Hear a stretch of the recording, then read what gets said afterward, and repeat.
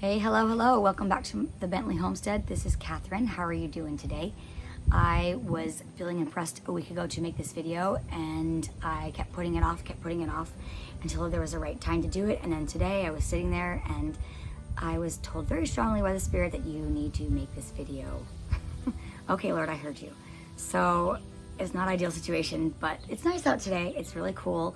I can't do it inside because all my kids are inside and my husband is worked last night, and so he is sleeping because he worked all night.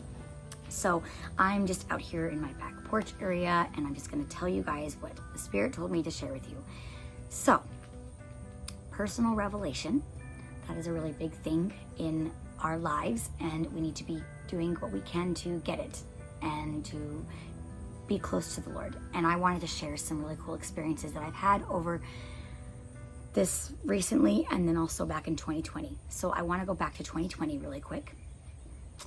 2020, January of 2020, I received 2 foster children. That was my first time fostering. And so we got December 29th, like it was like the last day of December, we got Jewel and Braden, and they were our first foster kids ever. We had just gotten licensed as foster parents, and we were starting that journey of fostering. And they were a lot of work. They needed a lot of care. We were taking them to just tons of appointments all week, every single week. Brian was working, so I was doing all this. They had physical therapy, occupational therapy, they had speech therapy, they had trauma therapy every single week, and then they had visits with their mom every week. So the parent aide would come and get them, take them to see their mom once or twice a week. So they were just go. And that was what our life was, and it was overwhelming, and it continued like that for a very long time, for like over a year of those types of weeks. And so I got these kids, and then during that month of January, we got some really strong personal revelation and promptings that Ryan and I both got. One was to restock up on our food storage. So if you think about it, that would make sense, right? We have a family of 4, and now we have a family of 6. So yeah, we don't have enough food anymore. We had about a little over a year's supply for 4 people, and we actually need to have over a year's supply for 6 people. So that was like, okay, that makes sense, we'll get that. Well, one of the things that was very clearly like, and get this, was cough syrup, which I thought was very strange, because we maybe get sick a couple times a year, and so I was like, all right, I'll get some cough syrup. And this is right when COVID we started to hear about it, but it was still in China and I think Italy. I don't even know if it had gotten to Italy yet in January. So it was just the first cases, I think, had come over here or something like that, but they were mostly in China. And so we spent that month, and we just spent a lot of money on more food storage, and we got it all, and we put it away, and then we got all that cough syrup. And what I didn't know is that Jewel and Braden, when they came to me, they had no immune systems. And there's many reasons for that, and there's lots of explanations of why that is. That was in their court documents when I got them all. But anyways, I didn't know that when I got them. And so I learned that because they kept getting sick, and they were so sick. And Braden got so sick still to this day. Anytime he gets sick, he doesn't just get a cough. He's like, needs his albuterol. We ended up having to get him albuterol and an inhaler and breathing treatments every time he got sick. Like, I was in the emergency room with both him and Jewel multiple times that year because they were getting sick constantly. And like every couple of weeks, it was just like nonstop getting sick. And so it was ridiculous. And I'd never had to even take my own kids into the emergency room for anything like that. So it was very different needs of care. So I had all these doctor's visits, all this sickness going on, and that is why we needed all that cough syrup, which was very interesting because that helped them a lot, be able to sleep and breathe at night and take some of the symptoms and, diminish the symptoms a little bit so that they could breathe and function. So there was that. So I thought that was very interesting. Another thing that happened, now that was January, then you fast forward to, I think it was March, that we closed the temples. So the temples were closed on Friday. That Tuesday, prior to them closing the temples, my husband and I went to the temple, and we were doing sealings that afternoon. And after our session at the temple, it was like our big date day. And so we had planned to, after that, our dates were during the day because the kids were at school. And so that was really nice. And so again, we hadn't closed yet. So schools were still in session and my children were still in school. So our dates were during the day because we didn't have to pay for a babysitter. So we went to the temple, we were doing the session, and after the temple we had already bought our tickets to go see the new movie Emma, which had just come out, which by the way was a horrible movie, like random nudity at the beginning of a PG movie. It was so dumb. It was so pointless, it made no sense. So anyway, just did not like that movie. But when we were just finishing our session and doing these sealings for our ancestors, I felt my ancestors around, and I felt them say to me, please stay and do our work. Like there was this huge urgency, and I felt them all around me, like it was overwhelming. Please stay and do our work. Don't leave, keep going. And if you remember, because it's been 4 years, now we have to schedule the temple to get in really. And you really don't stay extra because there's not room. They have a lot of people coming through the temple now. And so back then we could have stayed and it wouldn't have been a problem, but I just kept going, well, we could stay, but honestly, like why are we staying? Why would we stay? We've got to go make this movie. And I kept thinking, well, we could just skip the movie, but I was like, oh, but Ryan's not going to want to. What if he loses the money? Like I didn't want him to like be out the money he paid for those tickets. So then I just kind of like rationed away, well, I'll just come back tomorrow. We didn't go back the next day, and it was like urgent. It was please do our work. Like it was okay, wow, I guess we'll come back on Friday. Guess when they closed the temple? Friday. We never got back to the temple after that, for that whole year of being quarantined. And at least the temples, I don't remember when they reopened, but it was a long time until we were able to do the temple work again. So that was really, really, really hard lesson. I mourned that, I repented of that. I felt really bad that I did not follow that personal revelation and that prompting I got to stay and do those people's work. Would have been far more valuable than that horrible movie. Like I remember going to the movie and going, oh, we should have stayed. Like it was the worst movie. I should have left that movie and we didn't. Anyway, so it was just a dumb movie. I guess I didn't get the humor. And because of the beginning opening scenes, like it just ruined the movie for me because I was like, why did they do that? And we stayed anyway and watched it. So anyways, oh, that feels good. It's a nice cool breeze out today, which is not normal. So that was that. Again, that's a learning experience. We don't always get it right. But I could not fathom them closing the temple. I don't know if anybody really fathomed them ever doing that. That's not something that was on our radar. Now, I'm a little bit more like, that could happen. I've seen it happen now, so it's a possibility. So then that happened. And so that was my experience, the beginning of COVID. So the interesting thing was during COVID, again, we had all that food storage. We ate that food storage. We were not dying and starving off the shelves because the shelves were empty at the stores, and so we lived comfortably off of all of our food storage, and we did end up having to use some of our dried milk, which did not taste the same, but at least we had it when there was no milk to be had. And again, it was interesting too, because remember the big thing about toilet paper? We had plenty of it, no problem. We still had to restock back up and get toilet paper like everybody else, but we were not in dire straits. It was still like I just wanted to replenish my stash as opposed to like we didn't have any left in the house, right? So there was that. Again, you see the fruits of your labors. You see the reasons that we heed those promptings. So then fast forward to now. I just wanted to really quickly, as quick as I can tell you, this last April we had general conference and we got some more promptings. And some of those promptings, and we've had many promptings in between. I'm just focusing on these things because I felt impressed to share these things particularly. And this last general conference, we felt very strongly, my husband got a prompting that we needed to go get some more water bins, and then we also felt impressed to get garments.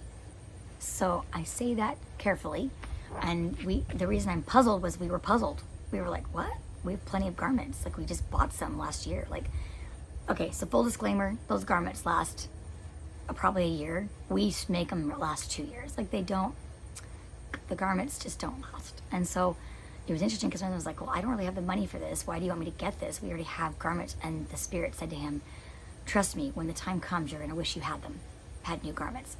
So that made us kind of go, okay. So I want to go back to COVID. Remember COVID? Does anybody remember trying to buy garments in COVID? You couldn't get them. They were like shortage. You were lucky if you could get them. And I live out here. There wasn't a distribution center out here. So finally that Christmas of 2020, like we went back to Utah and we bought garments, and I had to go to I think 2 or 3 different distribution centers all up I-15 from Salt Lake to St. George to get all the garments I needed because they had shortages of the bottoms and they didn't have the tops in one, and they had the tops in one but they didn't have as many as I needed. Like, it was a joke. So I'm gonna follow that prompting because I don't know what's coming, but apparently we need garments for a future date, and I don't need them right now, so I'm assuming it's maybe another year out I need them. Who knows? So we did that. So I'm just throwing these things out there. These are for us. Again, these are just for us. This is not for anybody else. I would love to know if there are others of you out there that have had these similar promptings. I remember when COVID hit and there was all that talk about like what were the important jobs that were still going to be working, and all I could think about was like, because someone made a comment to me in my neighborhood about, well, they've been talking about not allowing them to come get the trash. Like, that's not going to be an important job. And all I could think of was like, that is insane. If they stop coming and getting our trash, we're going to have trash piled up all on our front streets because we're not going to keep it in our house, right? And that's going to bring in animals. That's going to bring in disease and sickness. It's going to contaminate things. It's just going to bring in just, you imagine leaving your trash out for weeks and weeks and weeks, and then animals getting into it because we all don't have enough storage for trash, right? Like, we have our trash bins that are meant for weekly pickups. So anyway, like, can you imagine? I remember being like, that is going to be the dumbest thing that they ever do if they ever stop coming and getting trash, which I think we've got at least some semi-smart people in that field. Obviously, those things need to keep running. So we never had to worry about them not coming and getting our trash. But can you imagine? Like, would have been a nightmare. We would have all gotten really sick, I bet. There would have been plague, I'm sure. So back to what I was talking about. What was I saying? So about a year ago, I'm going to go back a year because we were reminded of this recently about a year ago. So a little over a year ago, we started to get promptings that we had another foster son coming our way. And I don't know if I've explained this much before, but like most of you have your own children. And when you get pregnant, at some point along those 9 months, you recognize you're pregnant and you get time to prepare for that kid to come. You go buy the things you need. You go get the bassinets and the car seats and the strollers and the diapers or whatever you need. You go prepare for that child. I don't get that with foster kids. I can't have any more kids. And so when I get these foster kids, I usually get a call and they need me to take that kid like right away. Right? So there's no time to prepare. I just have to pretty much have everything in place. You need clothes, you need a dresser, you need a bed, you need bedding, right? So there's all these things that go into getting a kid. And so the Lord has been gracious over the years because every single foster kid that I've gotten, I've had a dream, I've had a prompting, I've had a blessing that's told me I've got another one coming. I've been told if it's a boy or a girl. I've been told many, many things about these kids. I've been told that one's going to need a lot more care than the other because I got a medical kid. Braden is very medical. He needs a lot of medical care. And so I was prepared for that. The Lord told me that was coming into my life and that he would be a huge blessing to my life, which he was. I've had a couple other children I've had dreams about, and they've come into my life. Anastasia I had dreams about. I had dreams about a meth baby girl that I got. I had blessings about some other children that I've gotten. So the Lord has always prepared me for these children. So a year ago, I got another prompting that we were getting another boy. So that would make 6 children, right? I've got 5 now. And I got a call for a boy. And this plays into now because this didn't end up going through. So a year ago, I got a call for a boy. And the Spirit told me prior to this that from now on, I would know immediately whenever I got these calls whether to take the kid or not. And that I didn't need to stop and wait and call Ryan, pray and ask him, and then call that person back and be like, yes, we've decided we'll take this kid. No, it's going to be instant because Ryan's busy working all the time. He's not going to be available for you to console with. And these kids, like, they don't just wait for you to get back to them. They go call everybody else. So this kid's meant to be in my home. I need to act on it immediately. And so I got this call for this kid. They said that he was between the ages of like 8 and 11. I did not know his name. I can't remember his name. It's been a year. But that he had a colostomy bag. So he was going to be medical. And that scared me the minute I heard it. But the Spirit just overwhelmed me with peace. And the Spirit said, this is your kid. I need you to take him. This is for you. And I'm like I was like deer in headlights. Okay, Lord, I'll do what you say. But how the hell am I going to do this? Seriously. Excuse my French. But like, we didn't know how we were going to do this. So I called Ryan, and I kept calling Ryan because he was down at the property that day. And, service is sketchy down there. And plus, if he's working on the house, he can't just stop and answer the phone all the time. So I think after like 10 or 15 minutes, he called me back. Hey, what's up? I'm like, hey, we're taking this kid. And he's got a colostomy bag. And I felt really strongly we need to take him. And my husband just like shut it down. He's like, there's no way, Kai. He's like, there's no way. You don't have the capacity to handle that stuff. I can't even handle a cut. I get nauseous and like, I'll shake. If I get hurt enough, I'll go into shock. Like I'm no pain tolerance, no threshold. Like there's nothing there. I'm just a big baby with that stuff. I can't handle injuries. They freak me out and I go into shock. So handling a colostomy bag that needs to be changed out multiple times a day did not sound like something that Ryan thought I could handle. Now, I will say this, every kid that I've gotten, the Spirit has given me what I needed and strengthened me to handle these kids. It's not easy, of course, but I'm a mom of 5 now and I've got this. Like, I've got this down, and I do feel like that. Like, we got a routine. I'm a great mom. I'm sure there's better moms out there than me. I recognize that I have some shortcomings. But back to what I was saying. So, I told Ryan when he was like shutting me down, he finally scared me. I'm like, oh, okay, good. If you don't feel like I can do this, I'm just not gonna do it. But it was still hard because I was like, but I felt like doing this, Ryan, and you know I don't feel like that all the time. That's very clear. I was very clearly told, and he goes, there's no way. And I go, well, I'm not calling that girl back. I don't have the heart to tell her no. These are children. These are human beings. This isn't like you're turning down a car offer. Like, this is a child that needs a home. It's really hard for me to say no. And so I'm like, you're gonna call him and tell her no. So he called her back, and he didn't tell me this at the time. He told me this recently. He called the lady back and says, listen, this is Ryan. I'm sorry, my wife and I, we can't handle this right now. We're not in a space where we can handle the situation with his medical needs and with everything we've got going on, which was true.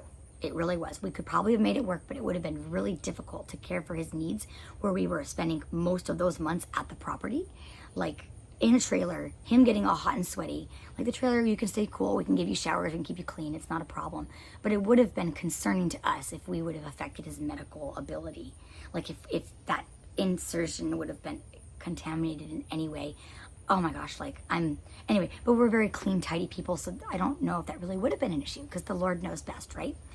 So he called the lady, and she started bawling on the phone. And she's like, this kid, no one will take him. He deserves a home. This poor child, please take him. And my husband, like, didn't like being kind of, like, pushed.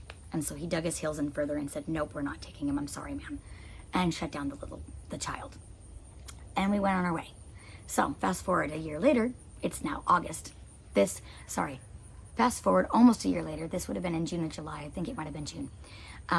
Sorry, these last few months are a blur to me. So if I don't give you an exact month, just know it was this summer. There's a bunch of dogs, like a pack of dogs barking behind me. Someone's letting their dogs out. Anyways,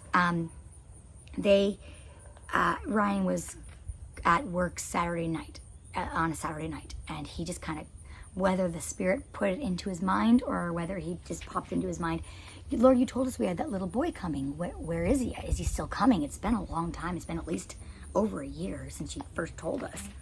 And then the Spirit said, I did send him. You turned him away. And then it opened up into Ryan's mind that kid, he remembered that kid and that he turned him away.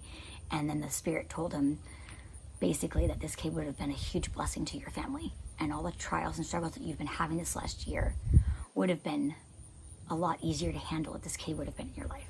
For whatever reason.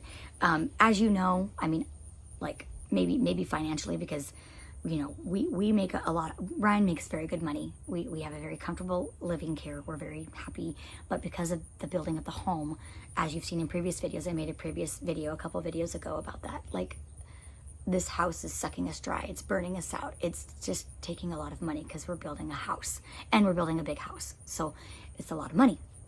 And so, anyway, the child would have been a blessing to us over this last year. And I was also told, he was told that he just would have been a bright light and just a huge benefit to our family, like a buffer to our family, like helping us all kind of unite and get along more and things like that. Like, he would have been healing to our family dynamic, if that makes sense. Which, who doesn't want that? You know, your kids fight and argue all the time. My kids are getting in trouble all the time. Like the daily dynamic. The Ryan was shown that he would have been a huge blessing to our family. You know, we would have been a blessing to him, but he would have been a blessing to us, and that we missed out on those blessings. So that's really hard to hear. So he called me that night, and I didn't know. I had no idea this had happened. He called me that night, and he's like, "Hey, I need to call you. I need to apologize to you, and I need to ask for your forgiveness." And I'm like, oh no, what? Like, what? What do you mean? What did you do? we have a solid marriage. We are madly in love. Like, what the heck could possibly have happened? And I'm thinking, like, what did he kiss a girl? Is there something else? Like, I have no reason to think that, but I'm like, what could he possibly need to ask such serious forgiveness for? So my mind's thinking like horrible things, like, what'd you watch on the internet? You know what I'm saying? Like, what are we doing? And he's like, remember that boy we were supposed to take, and I told you no? Well, he told me what happened to him at work that night, and he was just like, the Spirit told me very strongly, and I felt the Spirit really strong as he told me this experience. So that was Saturday night. He continued to work that night. He worked like a late shift till like 2 a.m. that night. And then the next morning, you know, he came home at 7:30, and then we went to church by 9. And we had sacrament meeting. And sacrament meeting, we did the sacrament ordinance part, and then the speakers got up and spoke, and we were sitting there. And just so you know, like, we sit in church, he's always sitting usually to the left of me. We always sit by each other, and then the kids sit around us. And you're gonna laugh, but like, I have to literally assign every week in my phone and schedule whose turn it is to sit by me that week, because my kids literally fight over me that much to sit by me. So I have a system now where like, it's Jonathan's turn, it's Anton's turn, it's Braden's turn, it's Jules, and it's Anastasia's. Like, we go through. So, excuse me. So the two girls were sitting to the left of Ryan, and one of the boys was next to me. And then he was just sitting there listening to the talks, and he just looked over to his left at the two girls, and then he saw, like, in vision, that boy sitting next to the two girls. And he just, like, he was sitting there, and I started to feel the Spirit really strong. So I'm like, well, I'm not getting anything from the talk. So I always look over at Ryan, because in constant, continual experiences, when he's feeling the Spirit, I can tell, because I can feel him feeling it. Like, we're in tune that way. We're very connected. And so I'm looking over at him, and he's not crying, but like, I still feeling the Spirit really strong. I'm like, he's feeling the Spirit, something's going on. And then all of a sudden he just starts crying. And I'm like, oh, he's like, it confirmed to me, oh yeah, he really is then. And then he grabbed me, and he kind of took his arm behind my head like this and pulled me in and started talking and whispering into my ear. And I'm kind of uncomfortable. I'm like, let's talk later. Because we sit in the very front of the church, of the chapel. And so everyone behind us can see us. And these people are talking, and I just don't want to be distracting in church. And so I don't want people to think that we're goofing off or something in church. But he's having a vision, and he's telling me about this vision while he's sitting there. And I'm leaving a lot out because it was sacred. But I can tell you that he said to me, he goes, like, I literally saw that little boy sitting next to the girls. And he says, I feel like he is our son, and that we promised him that we'd take him into our family. And there's way more to that. I'm leaving it all out. But it was opened up to him, and it was opened up to his mind. And it, like, again, almost like reconfirmation, but with more emphasis and more power of the Spirit saying to us, this is your son. And we're going to get another chance at getting this child. Isn't that amazing? So he's telling me this, and I first got really upset because Brian started to talk about, like, it made me upset because I was like, we have lost so many blessings that we could have had this year if we had only listened, and if I would have just fought more. And I was mad at Ryan. I was actually mad at Ryan. I was like, you kind of gave us this extra suffering this year. Thanks a lot. Like, I'm really mad at you. But then I started to cry because I felt the Spirit saying, you're going to get another chance. And I felt so much love for this child. Like, he was already mine. And like, I don't even know what he looks like. I don't even know his name. I do now. I'll tell you that in a minute. I did not know his name because I don't remember. I don't keep track of the children that I don't get. So I don't remember what his name was. The only thing I knew about this kid was that he had a colostomy bag and that he was between 8 and 11 years old. And so all of a sudden I'm like, now I'm missing this kid that I don't have. Now I'm like, we can't get him here fast enough. Okay, Lord, you'll give us another chance. Well, we'll do our part. So we then went into overdrive after that, and we like got an extra dresser, got a bed for him. We have done everything we can to prepare for this child to come so that when we get the call, we're ready for him. We don't have to go scramble to get all the stuff and build a bed and go find a dresser that's, like, just, it's not fun to do those things under stress. So it's already there and we have it for him. So anyways, I found out his name. I ended up going onto the fostering website, and I looked up, they have a website. They have a couple websites where you can go and you look at children that are currently in the fostering system, but they're available for adoption. So they'll have their picture and they'll have a little bio, and then you can go and look through there. And I didn't remember his name, so I kept hoping maybe I'd find one. Finally, I found a kid. I did not think it was him, but it was this really cute kid that I wouldn't mind fostering anyway. So I'm like, well, I can inquire about this kid, but then I'll in the inquiry, I'll ask if he is this kid that I'm trying to find actually. So I did that. I said, I'm looking for this kid that we were asked to place with us a year ago in August. He had a colostomy bag. If you could find him for me and tell me if he's available to foster, we would really like to. We can take him now, which is not normal. We don't normally do stuff like that. But I'm going to do everything I can. And so I did that. And I didn't hear for a couple of weeks back, but I did hear a couple weeks later. The lady replied back to me and she told me the kid's name and that his case is currently on hold. But then when he comes back available, that we will be, that she let the caseworker know and hopefully they'll reach out to us. I don't know what's going to happen with that. It's in the Lord's hand at this point. But I do know the kid's name now, so I can pray for him, put his name in the temple. It's really awesome. I just can't wait to get him. So I feel like he's coming soon. And I cannot tell you how much I love this child. Like, deep, eternal love for this child. Deep, eternal, like I did about my own birth children. Like, it's just there. It's in me. There's a place in my heart for him. And so, can't wait for him to come. It gets better, though. Just you wait. So, he's coming soon. I don't know what that is. So then we had a family that's coming out to visit. And they were going to come out and possibly come. They're trying to move out here. And they felt impressed that it was time to come out here and get some things in order. And so they called us. They're like, hey, we want to stay with you for a night. And if that's okay with you. Sorry, my nose itches. I have allergies. What can I say? And so we're like, yeah, sure, you can come stay with us. And then we were waiting for them because they were en route to come out here from Utah, from St. George. And so we were like, we went to the temple the night. And as we came out of the temple, we felt this really strong impression in the temple, like, you need to offer to let them stay longer. They need to stay with you longer. So I was like, oh, okay, that's fine. There's a little bit of complication there in that, like, if they would have stayed a really long time, I need to let the foster agency know that I have a family staying with us temporarily because they need to do background checks. It's actually quite tedious and quite annoying and not fun. So they ended up only staying a week. And actually, they only stayed 4 days. 2 days, they were gone for 3, and then they were back here for 2 more days, and then they went back to St. George. So it ended up working out. But here was the interesting thing that I want to share about this. 2 things came out of this. Number 1, I had a family of 7 in a 4-bedroom house where there's already a family of 7 that I feel is personally is splitting at the seams. Me, if I had my way, everybody would have their own room. We'd have like a really cool family space. And to me, like, we're crammed in the kitchen, we're crammed in the living room. My kitchen is, my dining room is also my school, my homeschooling space. My living room is not just a living room, it's also my office space. And then, you know, like, the kids are all bunked up in rooms together, right? Jonathan's the only one with his own room. And then the other 2 kids, there's 2 kids in each room. So to me, there's like not a lot of room. And somehow everybody had a bed, everybody had a place to sleep, and there were 14 people in my home. And the spirit of peace was in my home for those 7 days, like you would not believe. Particularly those 4 of those 7 days while they were actually staying with us. I have OCD, I have anxiety, I don't like people in my space for very long. I don't even like family to be around for longer than 3 days. Because you're in my business, let me be. Like, I don't like it. Because you have to put on, I had to cook for 14 people, like the money aspect of things. And the Lord gave us nothing but peace. He's like, I will bless you for this. You will be blessed for this. They need this. You need to do for them what was done for you. You guys were blessed. When you moved out here with the Wagners, they came and let us stay for 2.5 months in their home, rent-free. And all we did was help with food, and we helped keep the house tidy as best we could. So we offered that to them to stay for a month.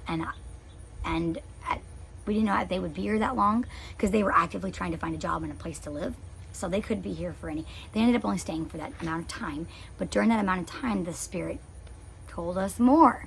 Not only do we have that boy coming, but do you see how this house can fit this many people in it? Do you see? And the Spirit said, you have not 1, but 3 more children coming. So I will go from a family of 5 to a family of 8. And I don't know how that's going to work. It's going to have to work with the Lord because in my foster agency, you can only have a max of 6 kids.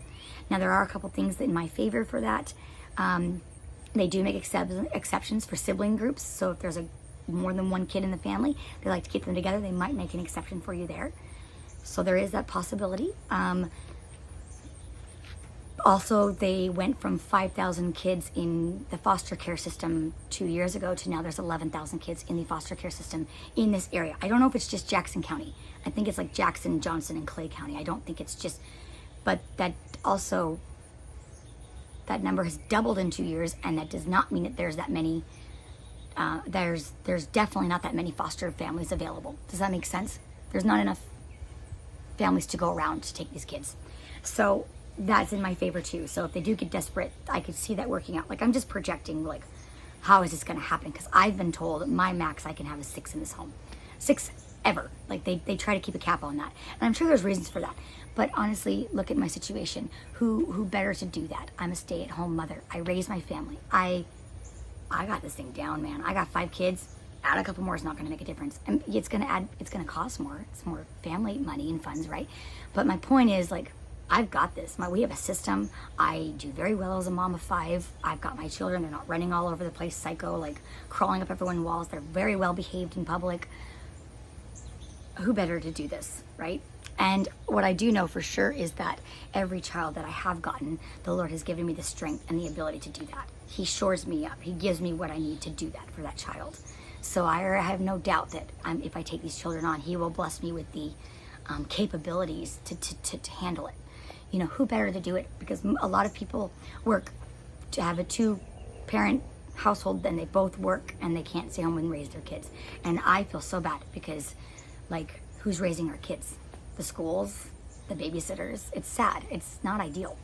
I'm sure a lot of us love the work environment, as in you get to go feel gratified and you get to feel loved. I digress. Let me shut up about that. So, moving on. So, that was really interesting. So that's what we're preparing for next. We're preparing for not 1, but 3 more kids to come our way. It's going to be miraculous means. The Lord's going to have to pave the way for that to happen because I have credentials in place where I'm really not supposed to take more than that. But maybe they'll make some exceptions. And so it's nice to have that now. And then, I don't know, my heart is happy to do what the Lord has asked me to do. To me, this fostering is a calling on top of the callings I have in church. Like, I have consecrated my life to the Lord, and I really have. And in doing that, the Lord has given me an extra added measure of the Spirit. I truly believe that. Us, my husband and I both. I believe that's why we feel and hear Him. We hear Jesus Christ. We hear the Holy Ghost speaking to us and guiding us, because we have put in place those things. And I would ask you and plead with you and beg you to put those things in place to draw you closer to the Lord. You know, we need to work those spiritual muscles. We need to exercise those spiritual muscles just like we do our mental muscles and our physical muscles. Like, you've got to exercise those things, and you've got to heed those promptings you get, because the Lord's not going to keep giving them to us. If we don't heed them, he stops. He takes a step back because we're not listening. We need to listen and be obedient and follow those promptings. So those are the things that are going on right now. I just thought that was very interesting, and I felt very strongly, surprising enough, to share with you that we felt prompted to get more food storage, to get more garments. I don't know what's going to happen. I can sit here all day long and project what I think is going to happen. I will tell you, I do think if I go back to, like, this area, Missouri, Independence, Jackson County, there's a lot of talk about how this place, we are to inherit the waste places when New Jerusalem comes. Well, this is a thriving metropolis area. There is not a waste place here. How are we supposed to inherit that in the last days if it's not a waste place? I've heard arguments that that's already happened too with the Civil War. Be that as it may, I have been privy to many blessings and patriarchal blessings and things like that where people have had their own promptings of destruction being in this area, whether it's an earthquake. Think about the Madrid fault line. If you have not, go look at the Madrid fault line. And go look at, I think it's like 1895, the Madrid fault line. There was a huge earthquake. The river ran backwards. It rerouted in certain areas. It placed ships in fields, of farming fields, like, big deal. Oh, and by the way, remember when Christ came to the Americas, and he, in the heartland, and he came to Bountiful, and he literally, like, the darkness that happened right before he came, because of because of him dying, and they talked about, like, there was darkness for 3 days. Did you know what happened in 1895? Go look up Madrid fault line earthquake, 1895. Fissures opened up when this earthquake happened, and black soot came up. For days, they couldn't light a candle in that soot. Oh, isn't that interesting? That happened in the Book of Mormon. in the same area where Bountiful would be. I love it. Go look up the Heartland model. That's where they believe Bountiful was. And so, if we're privy to another earthquake, we don't know. I don't know what's in the Lord's hands. I do know that a lot of people have had dreams and visions about that. That's their own personal revelation. That's just for them. I know there's stuff that's going to happen probably in Utah because of them earthquake proofing the temples. It's not far-fetched. They're overdue for an earthquake. Go look at all the dreams and visions and all the signs of the times and all the revelation in Scripture, Bible, Book of Mormon. Go look at all that. It's all there. Whatever it is, I don't know how it's going to turn out. Just like none of us foresaw COVID, right? But now that we know it's possible to have shortages of things and for us to be quarantined or temples to close and churches to close and all these things to happen, now we're going to be better prepared for next time it happens. We're going to go, oh yeah, it is possible. We better prepare now for that happening. If another plague breaks out, COVID breaks back out, something like that, like you just never know. So I don't know how those things are going to pan out. I'm just trying to decide if I should share this or not. Also, we need to put the well in on our property so we have water at our property. And I will share this. We were told to wait on the well because if we put the well in now, it was going to get damaged. So take that for what it's worth. Again, that's just for me. Again, that could just be that one little spot. And so that makes me think, this isn't personal revelation at this point. This is just me going, okay, what could that be that would damage a well? An earthquake. An earthquake could damage the well. So I wasn't told there's an earthquake coming. I was just told, you're not putting the well in until after I tell you to. You're not putting the well in until I tell you to. There's a reason you're waiting. It's because if you put it in now, it will be damaged. And so we're waiting. So again, personal revelation. So I just wanted to leave that with you guys. I'd love to hear your experiences. Share them with me, private message me, email me, thebentleyhomestead@gmail.com, I believe it is. And yeah, and then there's some other really good videos out there right now that I think would be really great for you guys to tap into. There's a gentleman out there I think he's like a minister or a preacher, and he's had dreams and visions back in 2014 about, when Trump had this big assassination attempt, and he dreamt that. And all the stuff that's been going on over in the world, over in Europe and in Israel, and lots of things that are going to be happening that haven't happened yet. And he's pretty spot on. And I do believe that the Lord is taking care of his people. I do believe that we have, as the Church of Jesus Christ of Latter-day Saints, I do believe that we have the restored gospel and the ongoing restoration. It's an ongoing restoration. So more restoration's coming. More things are coming our way. More scripture, more things are coming. We've been told that by prophets and apostles. We've been told by our prophet and our apostles, President Russell M. Nelson in the Quorum of the 12, that this is the last days and that Christ is coming very soon. So go back and read the last 7 years of talks. It's all there. It's all in his talks, right? My last video about spiritual things, I think, talked a little bit about that. Anyways, then there's another guy that just came out with a video. His name is Rich. He's from the band Big and Rich. I loved his country music back in the day. I think Big passed away from cancer, right? I can't remember. And so now it's just Rich, and he's got his own, thing. He's doing his own thing now. So he just felt impressed. God downloaded the words to a song and told him to go make a song about Revelation, the book of Revelation. And that's a heavy topic. In fact, he talks about how most people steer clear of that topic. He did an interview with Tucker Nelson just the last couple days, I think it was. Oh my gosh, I'll send the link to that and to that other guy. The other guy's got a couple other videos he's done that are just amazing. A couple of them, don't watch them with kids. He goes into detail about like really bad warlike situations and like violence with everybody, and specifically like what happened to a couple of children. And so I was listening to it stupidly on my TV. I was like, oh, turn it off. I guess I'll put that in my earbuds and listen to it because it wasn't kid appropriate. So he's like a bald guy, and anyway, I don't believe he's a prophet, but I do believe that the Lord is preparing his people, and anyone that is a follower of Christ and a disciple of Christ, I do believe he's trying to tell us he's coming. And I do believe that he will give people things to warn people. And to me, I get all that from my prophets and apostles, and I get my own personal revelation. But there's other congregations out there, and that I don't believe that he does not speak to them. I do believe he speaks to them. And he leads his people because they do follow him. So I just want to bear my testimony of that. I want to tell you guys, I testify. And my testimony is now not just of like, I know these things are true. I have a knowledge. When I say I know, I have a knowledge. I have watched those things play out. I have watched those promptings come in my life, for those kids that are coming, for COVID that came, for those cough syrup and food storage and doing that temple work. And when I did listen, I saw the fruits of that labor. And I'm just telling you what my personal revelation has been. It's just for me. I'd be curious to see if there's anybody out there that feels like I do or has had similar promptings. And if you have, that is so cool, because that just means that the Lord's speaking to us. That's so exciting to me. And if you're getting different things, I want to hear those things too, because to me, they should be different. You know, we're all different situations. We're all in different areas, different places. I'll leave that with you, and I'd love to hear with you. Please hit the like button. Please hit the like button. I'd love for that. That'd really help me, please. And subscribe if you'd like to. We would love that. And we'll just continue on. Just wanted you to know that I did this because I was prompted. So I hope that you got out of this what you needed, and share this with whoever you feel impressed to. Thanks for stopping by. Take care.